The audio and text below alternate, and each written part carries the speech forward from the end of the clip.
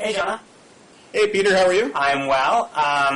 So you have a column, I've been told, about what a depressing time this is for conservatives. Why don't you tell me about it? Yeah, well, I'm working on it. I may not finish it because I may decide to just off myself before I'm done. You're too depressed to write it. Yes, that's right. It depends on whether or not I finish the entire bottle of whiskey before I'm done. This is a terrible... This is a terrible time. This bailout thing, I have to hand it to the Democrats. I think they've handled it brilliantly. I think the way they lied about having a plan all but finished and then blaming it on McCain for blowing it up was a brilliant, if shameless, tactical move. Beinart. They really blamed it on Beinart. But they said Beinart. No, a lot of them blamed it on McCain, well, saying that McCain, and the press bought it hook, line, and sinker, saying that McCain came in, that there was a deal done, and then McCain came in and blew it up when, in fact, the Republicans had never even... the House Republicans had barely even been consulted. Anyway, that's my own view about it. We can have that argument about it. But I think, just generally speaking, I think the Democrats have been brilliant, not just on that tactical stuff, but also sort of on the more philosophical stuff, which is where we are now, which is that they have managed to spin this as a unadulterated failure of the market, the free market model, and of deregulation. And I find that sort of laughable on its face. You do? And I don't mean this just simply in terms of what Barney Frank and Chris Dodd and these guys did vis-a-vis Fannie Mae in the last few years, but the existence of Fannie Mae in and of itself is market distorting, right? It is a government-sponsored entity. It had an implied backing from the federal government. It made these Fannie Mae securities a lot safer than they would have been in the free market, lowering their risk premium and all of the rest. And they blamed Graham Bliley for all of this deregulatory, for all of these problems, when in fact there's very little in Graham Bliley that can actually be tied to any of this. And I think they've been brilliant at doing that. And I don't know. We can go on to it, but I mean, you're right that the problem with Fannie and Freddie was that the government was backing it, at least implicitly, but not regulating it. So that may not be a pure free market capitalism, but it certainly was a failure of. I mean, you have to do it either way, but it certainly was a failure of insufficient regulation. It seems to me. Well, that's. I mean, I think that's fair, but I'm not sure it's the point. I'm sure that point helps you as much as you want. I agree that if government, de facto government-owned entities are going to stomp their big feet all over the marketplace, they need to be better regulated than pure free market entities, because the government is in effect skewing the market. And again, at the same time, it is absolutely true that there were Republicans who were guilty of this, generally speaking, as well.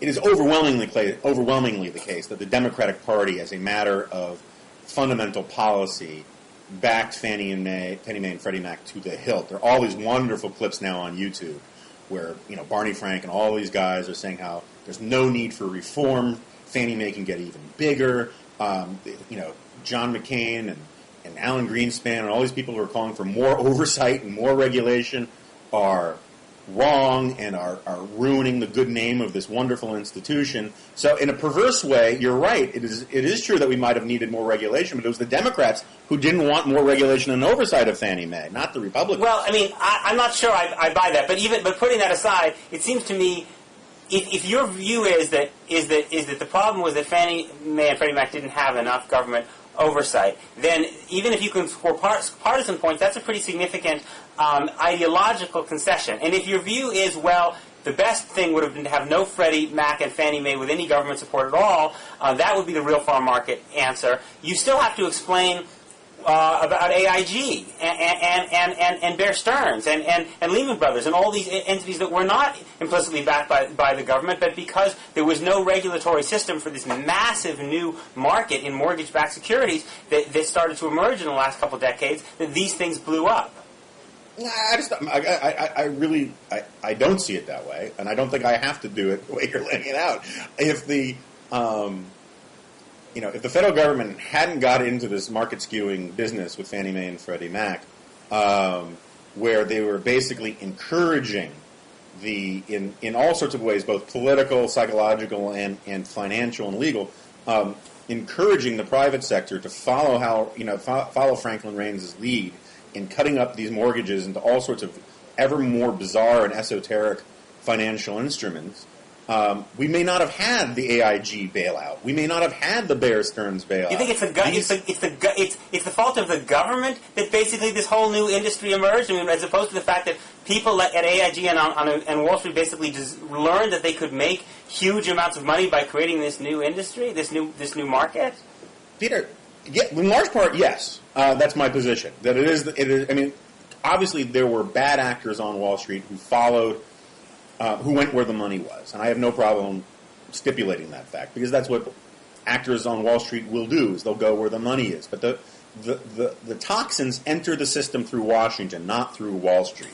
If you listen to the speeches by Franklin Reigns, if you listen to the committee hearings run by people like Barney Frank and Christopher Dodd about this stuff, these toxic mortgages, the rush to get ever more toxic and bizarre mortgages into the financial system was fundamentally a political decision that had huge ramifications on Wall Street.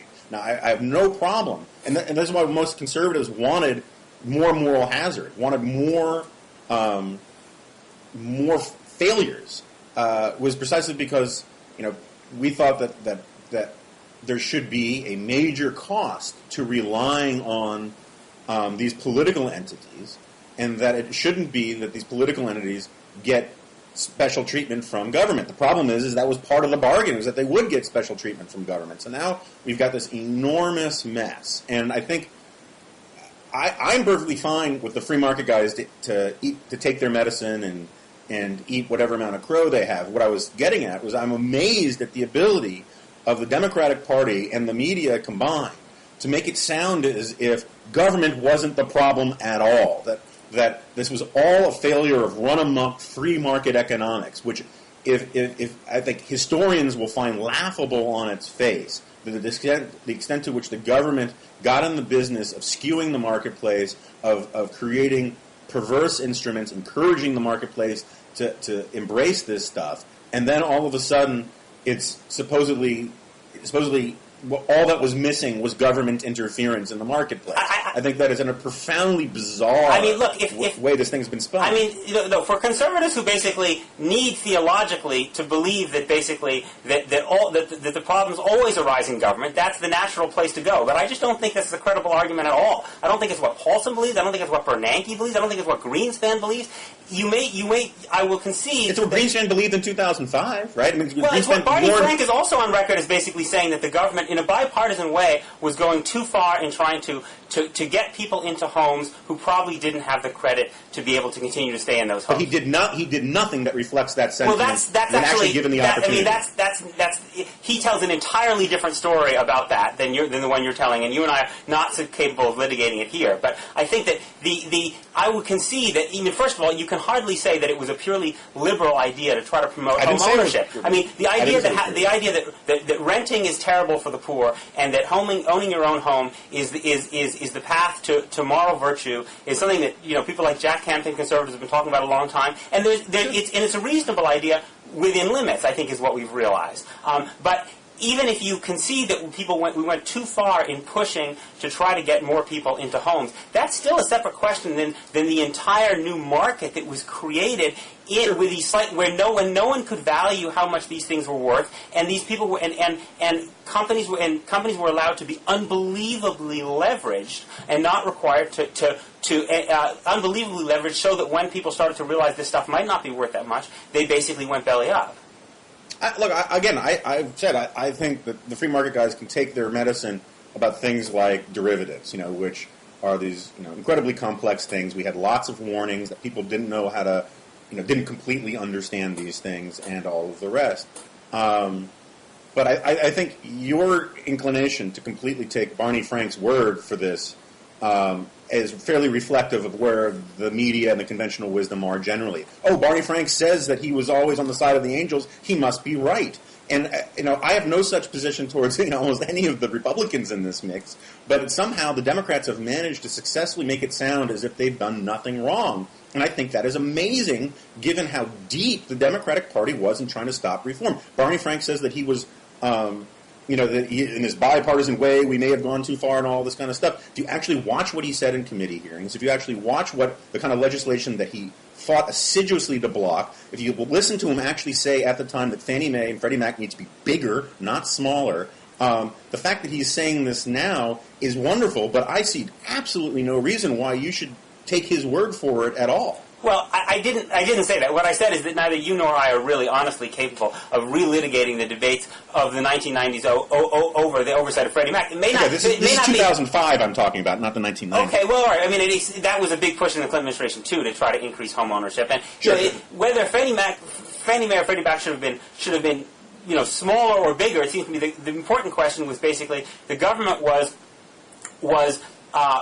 implicitly taking on their risk without doing sufficient oversight. And I think if to the degree the Democrats were culpable in that, shame on them.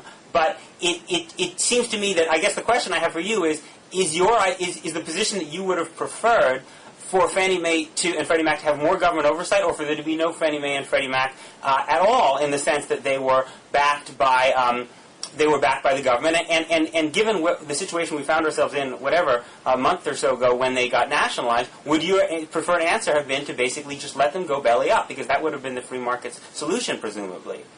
I mean, you often try to do this with me, where you want me to be 100% absolute. No, I'm just asking. Don't be absolute. I'm giving you the opportunity not to be.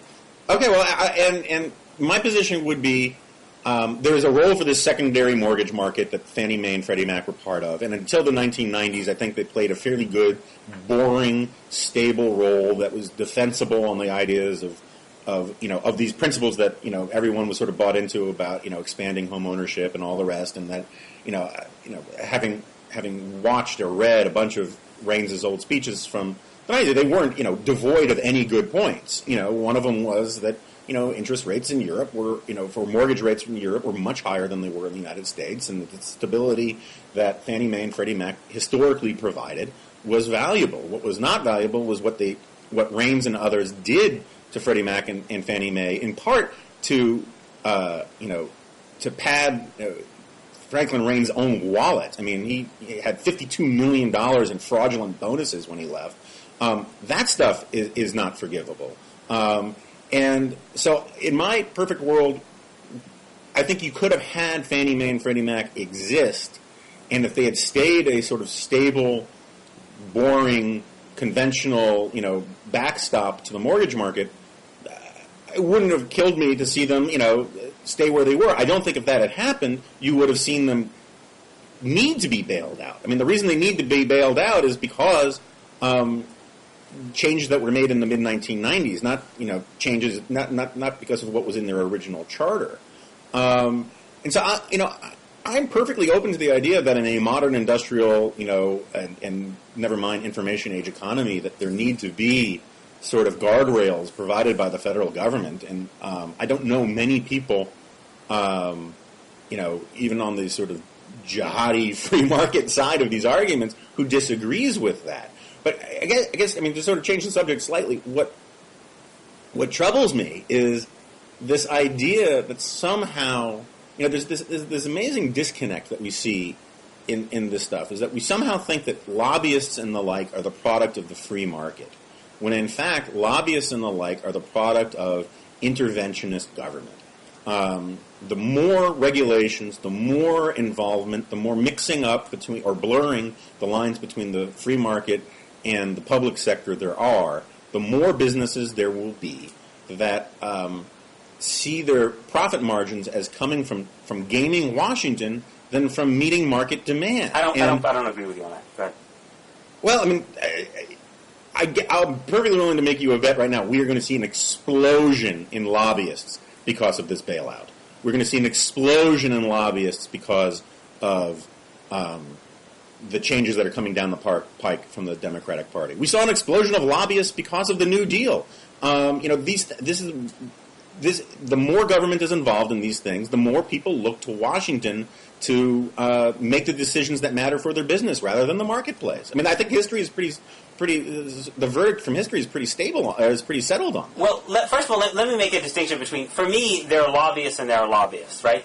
I don't have a problem with people in Washington who represent the interests of large numbers of Americans. I don't have a problem with all the lobbyists for the Christian right, or the NRA, or the labor unions, or any organization that genuinely has a big membership out there in the country that is organized about something and wants to be involved. I think that's the American way. I think it's very good. I think I think in that regard, the image of what 1950s American democracy was, with several, with a lot of with what was a very good one. I think what's happened, the story for me in recent decades is not the growth of lobbying per se. It's the growth of lots and lots of influential lobbyists who don't represent large numbers of people. They represent a small number of people with a lot of money, and in that way, they have no real genuine base out there in the country of people they're trying to represent.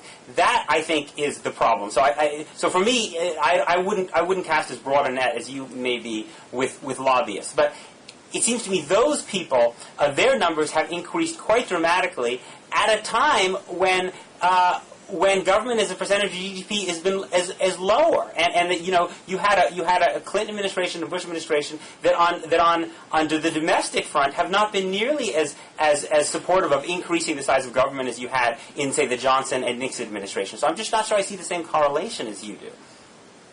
Well, I mean, there are a couple of problems with that. One is, I salute your interest group pluralism, but Walmart, right? Walmart had virtually zero, I think one lobbyist in Washington. Microsoft had one lobbyist in Washington.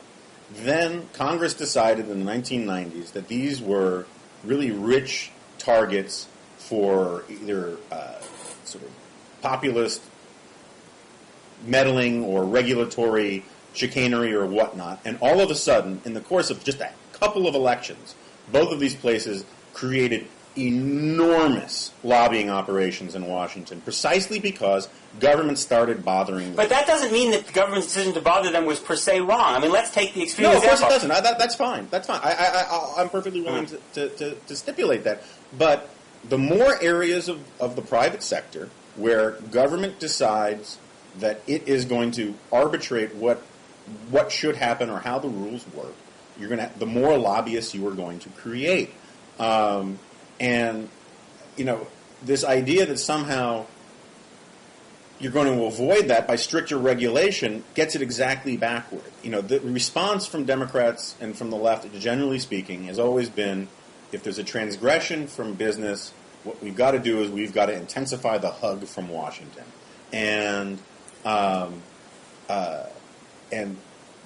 it seems to me completely counterintuitive that if business is hugging Washington, the best response is to hug back twice as hard. What needs to be done is to separate the clench and get these two sides apart.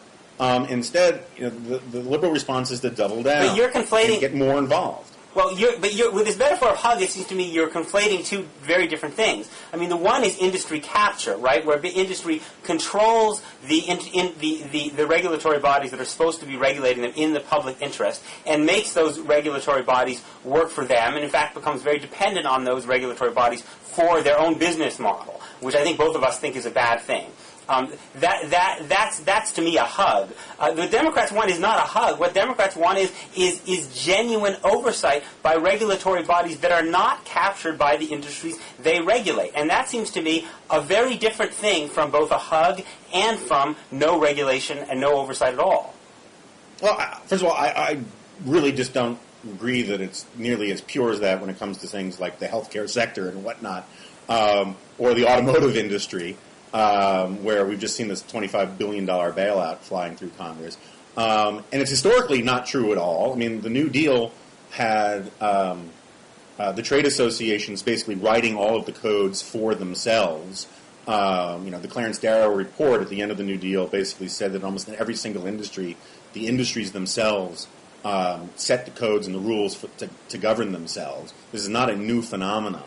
And, well, I don't know how wild American industry was about the Wagner Act. I mean, about the basically the empowering of labor unions. I mean, so I mean, I'm willing to concede to that, but it's not fair to say that the entire New Deal was basically done at the behest of American industry.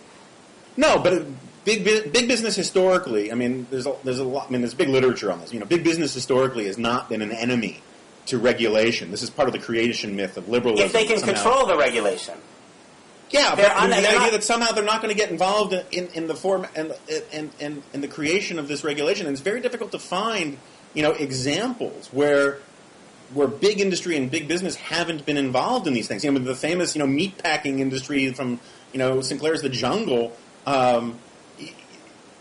Those regulations were basically written at the behest of big meat. You can go down the list, I think you're. And it seems to be it is naive in a sense to think that somehow big corporations that have deep resources will not get more involved in government if government tries to get more involved in them. It is simply impossible to avoid. But it's not impossible. Go ahead. It doesn't mean the government can't ever get involved, but the idea that it seems to me that the idea that we get from a lot of liberals these days is that they're surprised that this is part of the process. No, I don't think that's. I think it's an argument that conservatives make that basically, it's the classical conservative, perversity futility argument, right? I mean, this is, read Albert Hirschman. This goes back for time immemorial, basically, that when government tries to intervene in the problem, it either has no impact at all or perversely makes things worse because any kind of government effort at regulation is going to be controlled by the organizations that are being regulated. I don't think that's true. I think that it is probably true that big corporations will always have some seat at the table. But if you look at the economy of the post-war years, you saw that power was balanced by powerful labor unions and by politicians who, by today's standards, were much less beholden to those corporations and more able to be responsive to a different set of interests. I don't think, as Barack Obama says, he doesn't have a problem with the healthcare industry having a seat at the table when America designs a new healthcare plan. But I think what you do is you move from there to the assumption that they basically control it wholesale. It seems to me they don't necessarily control it wholesale, and there was a big difference between the Clinton administration on this and the Bush administration, precisely because the Clinton administration did not go about appointing deputy assistant secretaries in the Interior Department who would come straight from the forestry industry, as the Bush administration again and again did. And for the record, as both Woodrow Wilson and FDR did, but we'll have those historical arguments another time. I guess part of the point I'm trying to make is that I think that there is a tendency among liberals to say that what big business wants is the free market. And the reality is, from my perspective, and I've become much more libertarian over the years, is that, and we've had this argument before, but I don't consider big business in America particularly free market or particularly right-wing in any meaningful sense. And so when big business is at the table and government is at the table and unions are at the table, the person who's not at the table is, Graham Sumner's, the real forgotten man, the person who's going to pay for it all. And politicians, big business leaders, unions, and left-wing interest groups do not represent if you can find consensus among them, that doesn't mean you've necessarily satisfied what you need to satisfy. And this gets to another point you were making about, how you have no problem with lobbyists who represent large numbers of people. I understand the point, and that's fine. And I think you're right. I mean, I think this demonization of interest groups also often misses the point that that there are lots of people in America with interests, and the right to petition your government is enshrined in the Constitution, and it's perfectly. And they have to do it collectively. I mean, they can't only do it as individuals. I think that's a fair point. What bothers me is the assumption that somehow. Sorry about the phone ringing. That somehow it's only if there are a large number of people that makes lobbying or petitioning your government legitimate. I mean, you wouldn't. You certainly. I know you wouldn't have that standard when it comes to criminal justice issues. And I mean, one guy who's wrongly imprisoned shouldn't need to have a class action suit among other wrongly imprisoned people to get a fair hearing, before a judge or anything. And it seems to me, if you're one business or one individual in a properly structured, fundamentally classically liberal regime, if you're being wronged, you're being wronged. And if you actually look at the oath of office that a Supreme Court justice, for example, makes, it doesn't matter at all whether it's 1 million people feeling aggrieved or one person feeling aggrieved.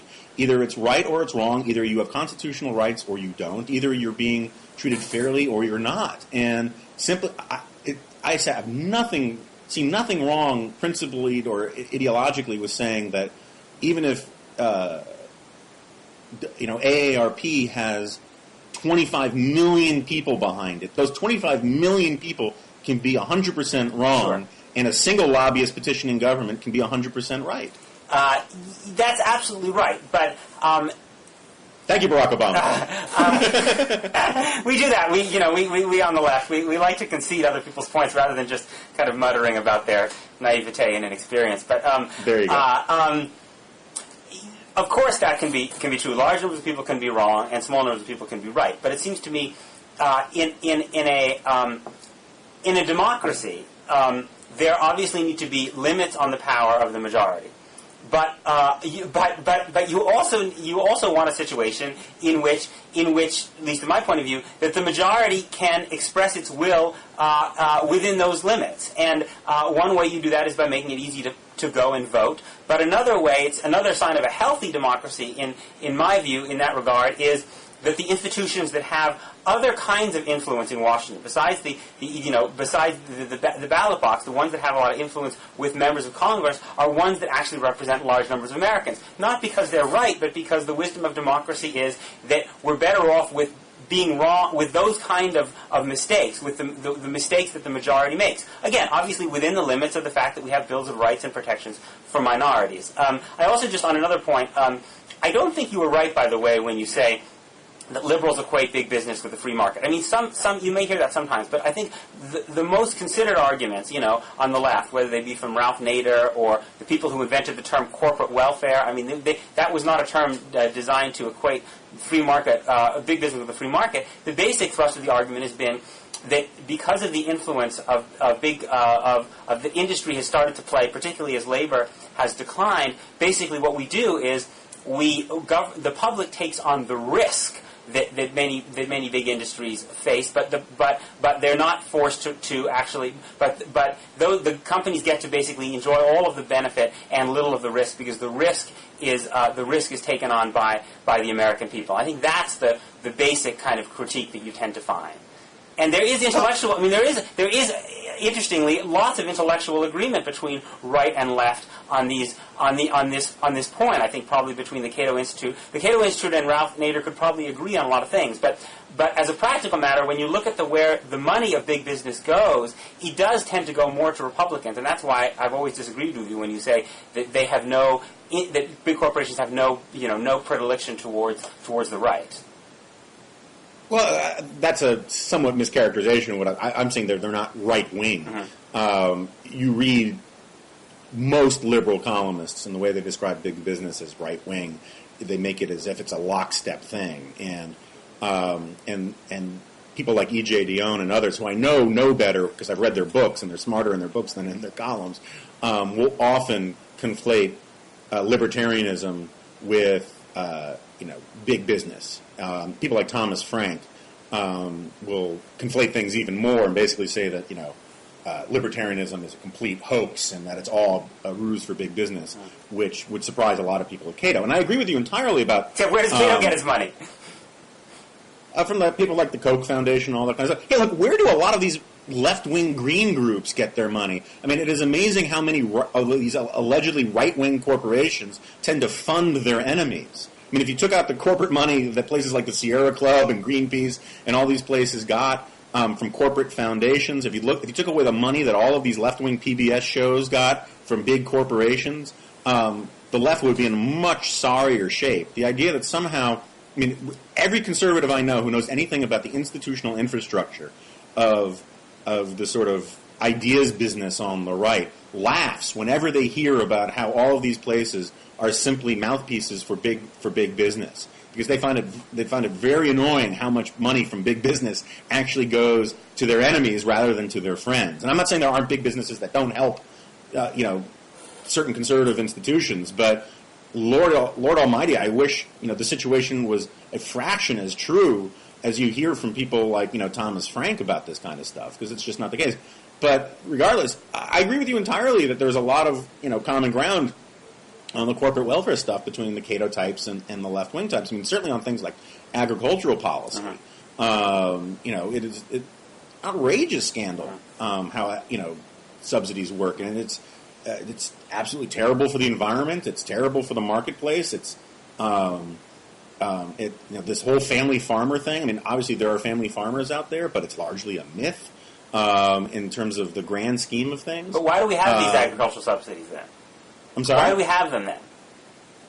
Because politicians ultimately do what their constituents want them to do, and we have the vast bulk of agricultural communities and agricultural states in this country have agriculturally driven economies, and they want the subsidies, and it's a bipartisan problem. Now it's probably more a Republican problem than a Democratic problem because you have most of the red states being Republican, but I don't know a principled free marketer who defends any of that stuff. I mean, Bill Rusher at National Review, again, he always used to tell us, politicians will always disappoint you. And at least conservatism has the language for justifying, for explaining this hypocrisy a little better than I think liberalism does, which has no sort of first principled argument about why this industry deserves tens of billions of dollars, but it's outrageous that industry gets tens of billions of dollars. No, I don't think so. I mean, I think liberalism does have that language. I mean, it has to do with a whole language about what benefits the little guy and helping those who are in a weaker position in society, and that gives you all that's the gut instinct and motive instinct. So why is a bailout for the auto industry good, but agricultural subsidies bad? Well, I don't think that I'm not necessarily sure that most people would say that the bailout of the auto industry is good. If they did, it would probably be because we've gotten to a situation where some industries' collapse was going to be calamitous not only to the people running that industry, but in fact to all kinds of average Americans who were going to get crushed. And then Democrats would say, if we're going to bail it out, let's make sure that we have the oversight, that we change the laws, we have the oversight to make sure that we never have to be in this situation again. But to go back to the agricultural subsidy point, I'm not necessarily sure I agree with you. I mean, you said that basically, the agricultural subsidies are not going to the mythic small farmer out there. They're going to a small number of big agribusinesses. But then you said that politicians are only supporting this because the masses of people in agricultural states are demanding that. You may be right, but I'm not sure it's true. It may be that they're demanding it because, in fact, the relatively small number of people who really benefit from these subsidies have a disproportionate influence with them, even though these subsidies are not particularly helping in a significant way the bulk of people in these agricultural states. Well, voters can be wrong, too. I mean, sure. Joe Biden had this crazy gaffe the other day where he said they're not going to build any coal plants in America, and he opposed clean coal, or I should say, quote-unquote, clean coal, defying Who's for unclean coal? That's the guy I want to vote for. And, Barack Obama's position is for clean coal and blah, blah, blah, blah, blah. And, this could really cost Obama dearly in western Pennsylvania. Whether, it seems to me the same principle applies. Whether or not, having coal plants or not is a good public policy, and we can have that argument. It seems to me that voters understand that their personal interests are in western Pennsylvania are invested in the coal industry in much the same way that people in Oklahoma or Nebraska understand that their interests are in the agricultural industry. And even if they don't work on a family farm, they understand that ultimately their jobs and their security comes from these things. And, when there's that old line, I can't remember who the political scientist who first came up with it was, is that Americans are what is it? Philosophical conservatives and practical liberals, something like that? Right, something like that. Ideologically, free market and practically big government, or something along those lines. I think that dichotomy really exists. I mean, no one is opposed to their subsidy; they're only opposed to the other guy's subsidy, as a general rule. And if tomorrow you inverted the, I mean, you know this political history as well as I do. I mean, one of the things that parties used to represent wasn't this ideological thing. You had plenty of left-wing Republicans and plenty of right-wing Democrats. They used to represent regional interests more. And I think that one of the things that's left over that drives actual ideologues who are on the side of truth and justice, in my opinion, crazy, is that when it comes to things like agriculture, this is one of the last true examples of regional interests explaining votes a lot more than ideology does. Yeah, but I mean, you raise a really interesting question. I mean, is it in the interest of people who live in farm states but are not part of, the agribusiness for these industries to be propped up by the government, or is it in the interest of people in Manhattan who are not in the financial sector to have the financial sector be bailed out? I mean, I see your point, although it seems to me that particularly a conservative could also argue, in fact, that those people might just be better off with that money in their pocket, not spent by the federal government and handed back to them in tax cuts. I mean, so that... Oh, I agree with that entirely. One of the reasons why I'm a conservative is because I actually believe that conservatism is correct on a lot of questions. And I think Americans would be far better off if we scrapped a huge... the top 50 floors of the welfare state and just gave it back to the American people in terms of lower taxes or aid for for families with little kids or better schools or whatever. But instead, we've got I think Jonathan Rauch was right with his whole demosclerosis thing. Instead of reforming things, we just build one more layer of calcium on top of one more layer of calcium until the joints are all creaky. And if you're talking about bailing out the financial industry, I mean, Chuck Schumer is a pretty left-wing guy, but he is he's the go-to guy for hedge funds and private equity boys on Wall Street because they're his constituents. Well, yeah, but it's they're his constituents, but they're also his funders, and I don't think one can entirely conflate the two. And it would be an interesting question in a universe of complete public financing. It would be interesting to see whether Chuck Schumer would still interpret his constituents' interests the same way as he does today. Perhaps he would, but perhaps he wouldn't. I mean, I think that you said we need to reform this, and I think that liberals and conservatives both agree. They just differ by what they mean by reform. For liberals, reform means basically taking the regulatory apparatus back from the industry capture that liberals believe it's been suffering from, particularly in the last couple of decades, since the 1980s. For conservatives, reform means dismantling, not entirely, but in large measure, that regulatory apparatus. And so I think that the meaning of the term reform is quite dramatically different. I'm sure that the meaning of reform is quite dramatically different. I'm not sure that I would characterize it the same way. But we actually planned on doing two completely different subjects than what we've done for the last 40 minutes. So is there anything else you want to add to the mix? No. New question? Should we talk about conservatives being depressed? Okay, guys, so that's what we were supposed to start with. Yeah, I mean, we covered a lot of this. I mean, my basic point was just simply this, that, Friedrich Hayek has this wonderful essay that I've been arguing with libertarians about for a long time, where it's called Why I Am Not a Conservative. And I think many libertarians understandably take him to be meaning that he's not a conservative. From the title of the essay, but I disagree with that. Because the conservatives he's talking about are all sort of European continental conservatives, not the sort of Lockean free market, Adam Smith classical liberals that we identify with, the Anglo-American tradition. And so in the American context, I think in many ways Hayek would be much closer to an actual conservative than what we call a libertarian, but that's a different argument. But he's got this, great line in there. Is one of the reasons I don't call myself a conservative is because conservatives tend to get pulled along in a direction not of their own choosing. And I think that I can't remember a time where the odds were that conservatives were going to get pulled along in a direction not of their own choosing that was more dramatic than this. I mean, John Beinart put it more succinctly when he talked about the bailout plan being a crap sandwich that he was going to eat anyway. I think for some of the reasons that we got into earlier, I think Republicans have completely lost, not completely, because there's some good guys. There's Pence and Paul Ryan and some good guys in the House. But generally speaking, as a corporate entity, let's say, the Republicans have lost their ability to persuasively and credibly explain free markets, limited government, and all the rest. And a lot of that has to do with the incredible fire sale of Republican principles by the Republican Congress and the Bush administration over the last 8 years. I know you want to claim that Bush years represent the fulfillment or the apotheosis of all conservative principles, but I don't know a lot of conservative principles who see it. A lot of conservatives who actually see it that way. And it'd be too difficult to accept that for conservatives. Go ahead.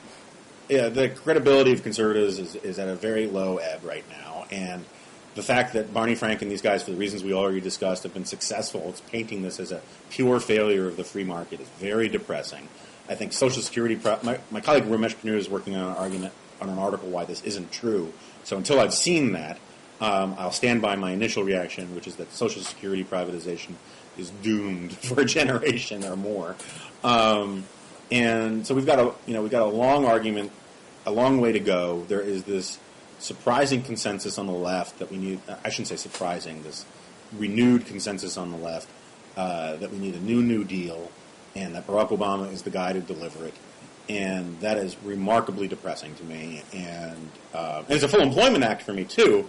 But because I'm a conservative for more than my own personal reasons, I'm committed to a cause larger than my self-interest. I find it very depressing. Well, let me see if I can give you any reasons for hope. I do think that we may be in the beginning of a flip cycle from where we were in the 1970s, in which, although conservatives are going to lose power, certainly losing power in the legislative branch, and I think will probably lose power in the executive branch, they're going to have a lot of power in the judiciary branch. That the combined effect of Reagan, but particularly Bush, who I think has been very effective at stalking the judiciary with young, very ideologically committed conservatives who do not have to worry as much about public opinion, mean that you may find that the judiciary is the branch that actually carries your banner and flag. And maybe we're going to see an interesting switch in which the liberal love affair with the judiciary is going to diminish, and conservatives are going to take a second look as we find that various kinds of liberal efforts at regulation are going to be struck down by a conservative court. And I think this will be true even if McCain doesn't win. If McCain wins, then I think it will be even more dramatically true. But it seems to me that the really difficult question for conservative intellectuals is to think is to go beyond what you were saying, which is to say basically, which is very intellectually convenient, to basically say everything's gone to hell in a handbasket because we weren't true to our own principles. And to do them... Yeah, liberals never say anything like that. Well, actually, I would argue that the achievement that got liberals back into power, which and there was a lot of blood on the floor in the mid to late 1980s as a result of it, was to go beyond that point, which was basically the point that the left Democratic Party kept making, to say, in fact, there were areas on which intellectually, as a matter of principle, we were wrong. Not just to say that there were bad politics, but that we were actually wrong on the policy and on the morality on some of these questions having to do with crime, for instance, and having to do with demanding government responsibility from the people who receive government benefits, and to a significant degree on foreign policy as well. And I think that obviously it's dangerous to work on these. These are not purely analogous situations, but it seems to me where the interesting intellectual movement is going on, with people like, with people from David Frum to, Ross Douthat and Rehan Salam saying, in fact, we need to rethink some of our economic policies, not simply because it's going to help us win voters. I mean, that's the easy thing to say, but actually because, in fact, it might be better for the country. And I think that seems to me where I would think that the conservative debate has to go. Well, and I don't dispute that. I mean, we've talked about Ross and Rehan and Trump stuff a couple times before, I think, and I have no problem with the sort of effort to come up with a reform agenda that makes sense, and you don't have to it can't just purely be throwing the acid of libertarianism on every issue. That's fine. I mean, Ramesh has done a lot of heavy lifting about child tax credits and all these sorts of things that pretty much everyone on the right, even if they disagree, thinks is an important sort of approach to these kinds of things. And I have no problem with that. I mean, it's. I mean, you say my position is sort of a convenient one. I could say just as easily that your criticism of my position is a convenient one, because your position is essentially if only you conservatives would realize that you're wrong, you'd be a lot smarter. No, it's to recognize that there's some things that Bush tried that genuinely were the culmination of conservative efforts, and which either were disastrous politically or, in fact, just disastrous as policy. That's my position. Not everything. But I'm sure your Exhibit A on that point would be what is tax cuts. I think it would be. I think it would be. For me, it would be partly the way government dealt with Katrina, which I think to some degree it would be the Iraq War, and I think to some degree it would actually even be Social Security. It would be certainly on the politics side, Social Security partial privatization, and I think to some degree on the policy side it would even be the prescription drug benefit, because I think that part of what makes that such a beast was the demand that it had to go through the private sector, the distribution of prescription drugs. But go ahead. Okay. I mean, Iraq War. I think everyone, my position has been that it was the right decision to make, but it turned out to be a mistake in hindsight. And the idea that somehow the Iraq War was the ultimate culmination of a conservative agenda is a very hard argument to make, and I don't think you would actually be all that comfortable making it, having supported the war yourself, coming from a magazine that supported the war. And that there are all sorts of other things going on there, and there were plenty of conservatives. There's certainly a vibrant conservative tradition that does not reach its culmination with the Iraq War. There were not many conservatives prominent conservatives who opposed the Iraq War, as Ramesh wrote in your own magazine before the war. I think that's true. But that doesn't mean that the Iraq War was the ultimate culmination of a long-standing conservative. I mean, it was like a long-standing conservative policy, preference. I mean, to say that a lot of conservatives support it, and to say that it was sort of precisely because our ideological dogma compelled us to support it, I don't think is any more right than to say that your ideological dogma compelled you to support it. Well, I think to some degree my ideological dogma did, but I mean, maybe we should have this another conversation. But I think that's fine. Okay, but I think I'm very prepared to make the argument that you're saying that I won't make. So go ahead. Okay, fair enough. On Katrina, I'm sorry. I have no problem with saying that Bush, certainly at a public relations level, which is hugely important in something like that, completely screwed up. And I would say I have no problem arguing that on the merits there were enormous mistakes made in Katrina, and that I would further concede that some of them have to do with filling the administration with cronies and yes men and all of the rest like that. Nowhere in there do I see any sort of and again, I don't want to get into this huge argument about it, but the reporting on Katrina was outrageous in how much it missed of the real story in Katrina. But that all said, I don't see any huge indictment of the sort of modern conservative or Reaganite project by saying that presidents shouldn't fill their administrations with cronies and yes men. And one of the things that bothers me about liberals invoking Katrina as this incredible indictment of conservatism is that Katrina in many ways was also an incredible indictment of urban liberalism. I mean, 3 generations of urban policy in this country that had people on welfare and created an underclass in New Orleans that was ill-equipped to deal with something like Katrina when other areas dealt with it pretty good.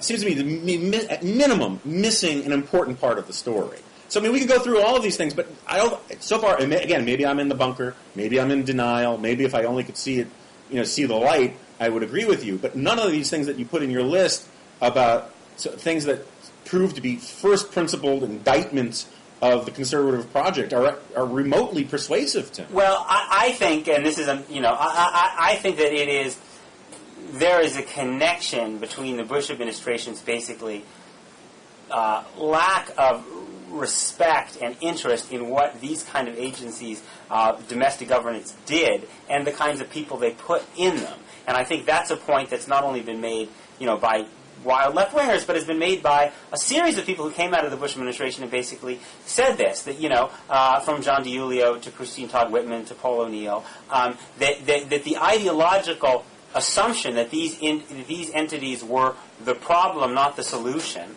was a big part of what led you to appoint certain kinds of people to them, and that and it's become a kind of cliche, but that if you don't believe in these institutions of government very much, you're not likely to run them very well, and I think that's the connection for me.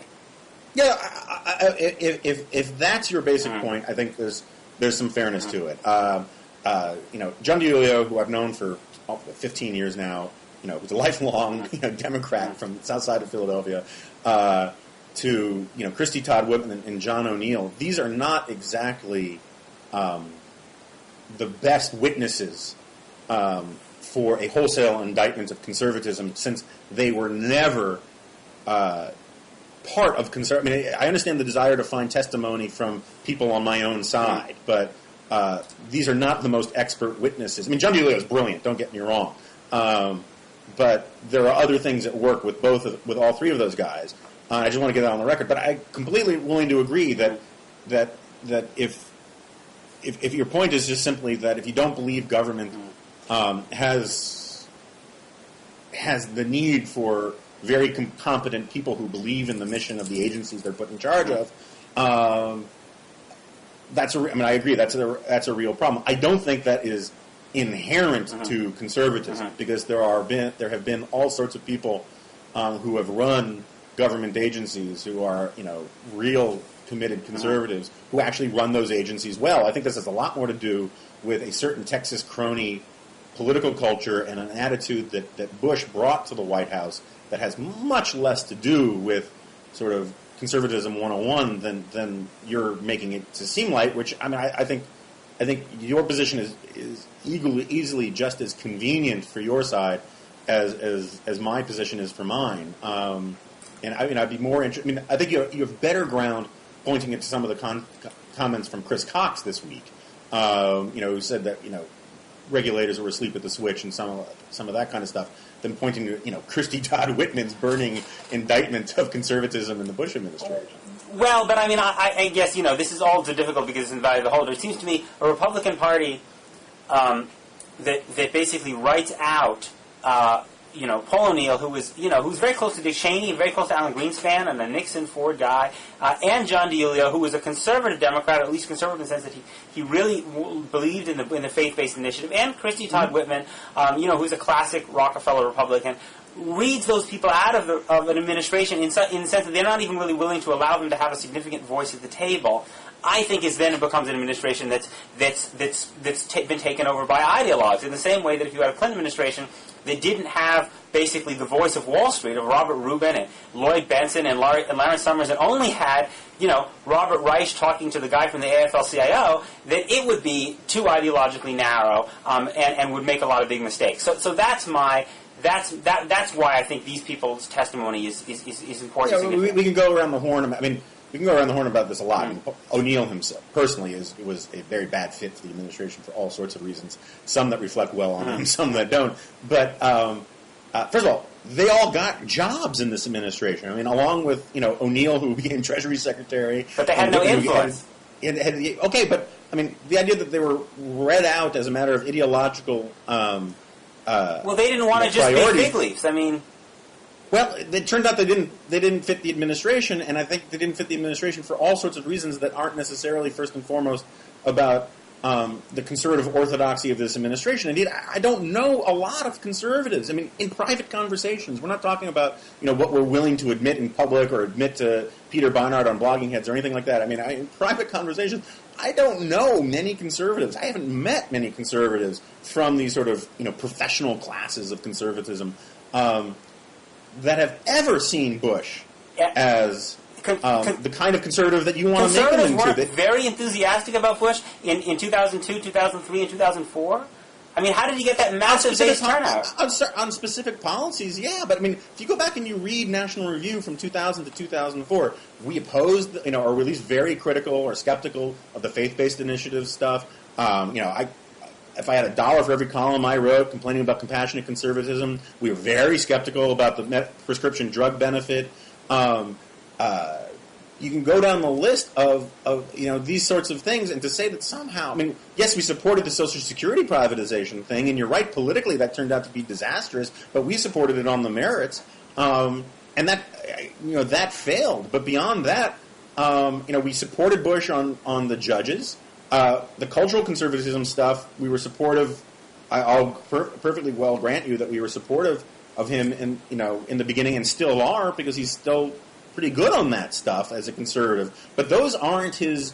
Those policies aren't the ones that have gotten him into all this trouble. It's been mismanagement that has gotten him into trouble, and mismanagement is not a conservative principle. Well, I know you've had this riff about compassionate conservatism for a long time, but as a consumer of conservative writing and punditry, I don't remember vast numbers of influential conservatives saying before Bush's basically presidency started to fall apart in 2004, he's not our guy, he's not really a conservative. I think that conservatives were quite willing to conclaim him, even though they had disagreements. There's always, moving people always have disagreements with presidents. We're quite happy to claim him until basically his presidency went into the toilet. That's been my perception of it as a but that's fine. I mean, obviously, there's a lot of devil in the details stuff there, but that is a sociological observation more than anything else. I mean, I can make the same argument that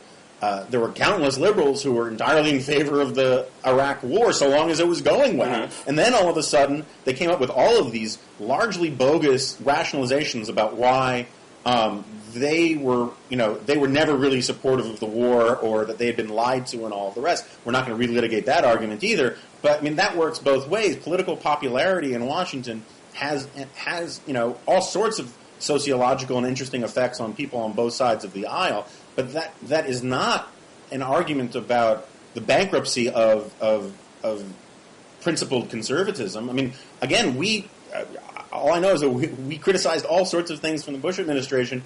No Child Left Behind. I mean, a lot of these things we were not enthusiastic about. But, did we decide to break all ties with the Bush administration and come out and call for shunning the guy when his approval ratings were in the 70s? No, I don't think we did. But that didn't mean all the more reason why it's worth pointing out that we in fact did criticize or act skeptically. Department of Homeland Security, we were very critical of that. There was a huge creation of a vast new bureaucracy. So this idea that somehow it was only when the poll numbers went down that principled conservatives all of a sudden had a problem with the Bush agenda, I don't think comports all that well with the historical record. Well, I'm going to give you the last word since I have to run, but I have a feeling we're going to return to this sooner or later. I suspect as much as well. Anyway, it's good talking to you, Peter. I'll talk to you later this week. Okay, take care.